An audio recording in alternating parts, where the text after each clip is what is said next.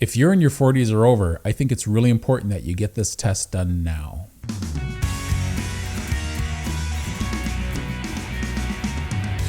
Hey, what's shaking bacon? My name is Bruno Panucci. I hope you're doing well. So if you can, give this video a like, comment, or subscribe. I'd really appreciate it. I've taken the ad out of the center of my videos and shortened my videos in length, so it's a little easier to get all this information that I'm putting out. But anyway, to the topic at hand, I think that's really important when you are in your 40s, especially as a male. This might even be a little bit too late, not late, but a little bit past time it's due to get this test done.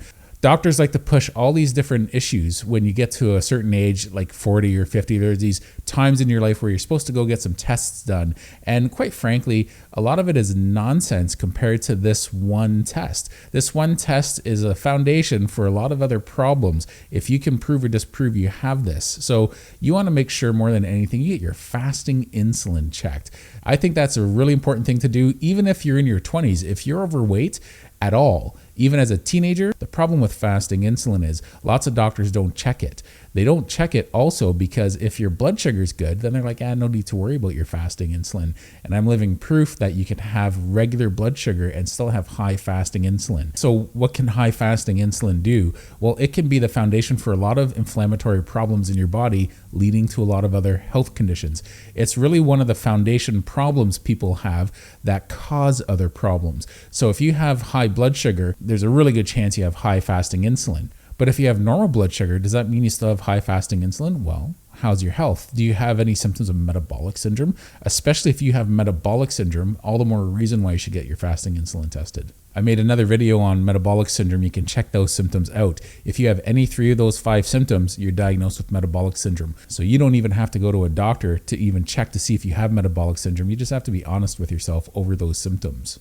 This is an important test to have, not only just for a foundation, even if everything's good. If things don't go so good in a few years and you get it checked again, then you have something to compare it to. How long have you had high fasting insulin for? When people have these health problems, we'll take, like in my situation, a heart attack.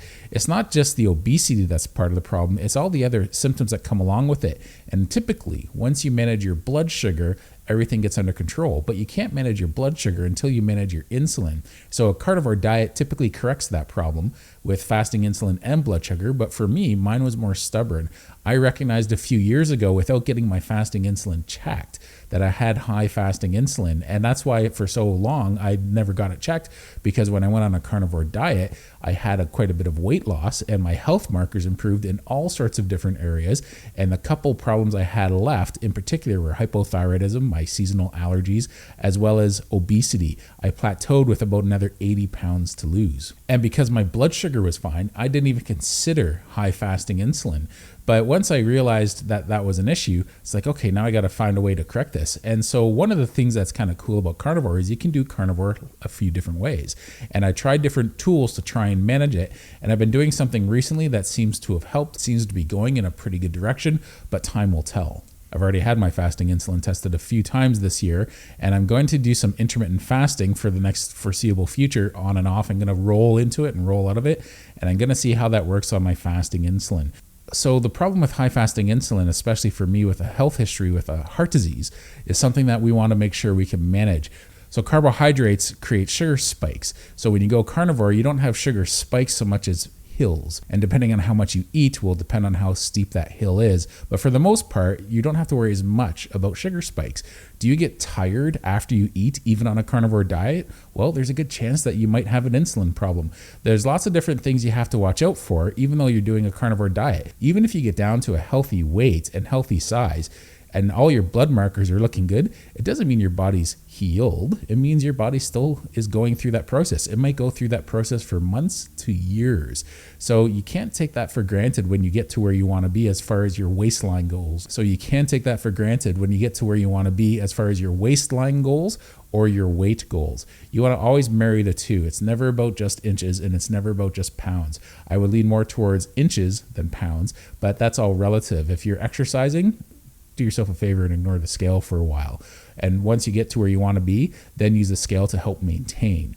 But you want to use the scale as a tool. That's a small tool when you're losing weight. What you want to do is go by your lean mass and body fat percentage. You put on lean mass, your body fat percentage is automatically going to go down. You put on fat and your lean mass is automatically going to go down. And you can do that just playing with your macros. If you go down to a moderate protein or low protein intake and a lot of fat without exercise, especially without exercise, I can guarantee your lean mass is going to go down. And if you do the opposite and you go to a moderate fat and higher protein, your lean mass is most likely going to go up. Even if you don't do much exercise, you could be fueling your body from what it's been starved from for the last little while. I've had it happen to myself just from eating higher amounts of meat. Now, the problem is if you're going to the bathroom a lot while you're on a carnivore diet, assuming there's no diarrhea involved, you might have to look at the situation and maybe think maybe you're getting a little bit too much fuel. And if you're getting too much fuel because you're having larger bowel movements, that's going to be one of the things that could help lead you to the fact that maybe you're getting too much fuel and it's raising your insulin and raising your blood sugar. So even though my blood sugar has always been perfect, even with a 24-hour glucose monitor, and whenever I test my blood sugar with the finger prick method, my blood sugar is always perfect. I clearly have too much water trying to put that fire out, and that's not good. So my situation is the fire's under control, but my body has a lot of trouble trying to keep it under control, and that goes back to my pancreas, I'm sure, as well as my liver.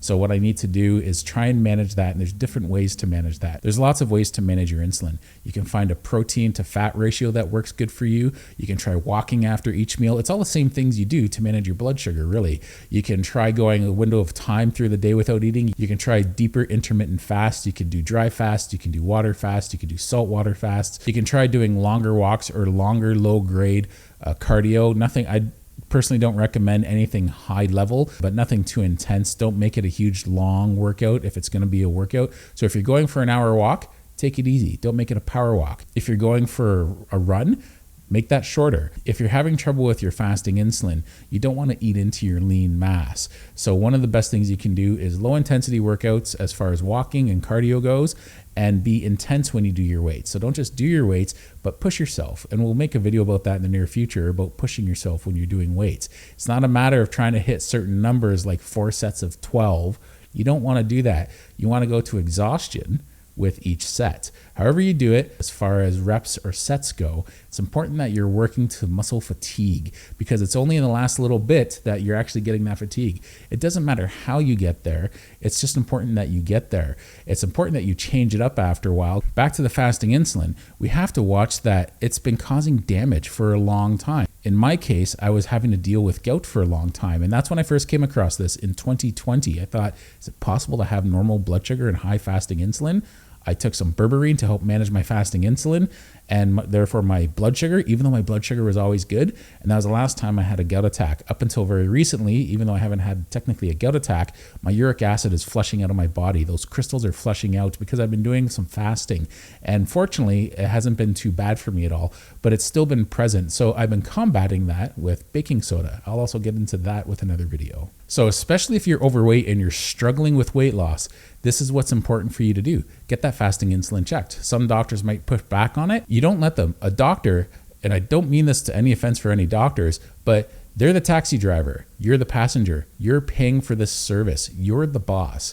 They may know the best way to get there. And sometimes you know your way there better than they do, because maybe you're a little more current on what you're dealing with than they are. In the medical profession, like any profession, sometimes it's easy to fall behind or even have a proper understanding of the information that you've been taught. It doesn't mean that they didn't learn it right. It means some of the information they learned has been out of date or maybe not even accurate to begin with, but it's become science. You can check out Dr. Barry's channel, and he goes into detail about that, on how most doctors are misinformed quite often. So get that fasting insulin under control to help you lose weight if that's your stall.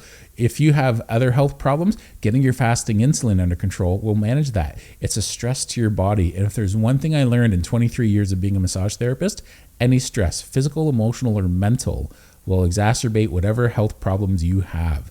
I don't care if it's your back pain, I don't care if it's insomnia, your hormones, whatever it is, I can guarantee stress aggravates everything. And when you already have insulin screwing with your cortisol, now it's becoming this perfect storm, and it can easily turn into metabolic syndrome. Get your fasting insulin under control and your metabolic syndrome will quickly go away. Most people turn to a carnivore diet to do this. So typically that helps for almost everybody, the vast majority of people who do carnivore. But some people have to play with it to go the rest of the way, and I'm in that situation myself. Anyway, thanks a lot. Take care. I hope you found this information informative. Talk to you later.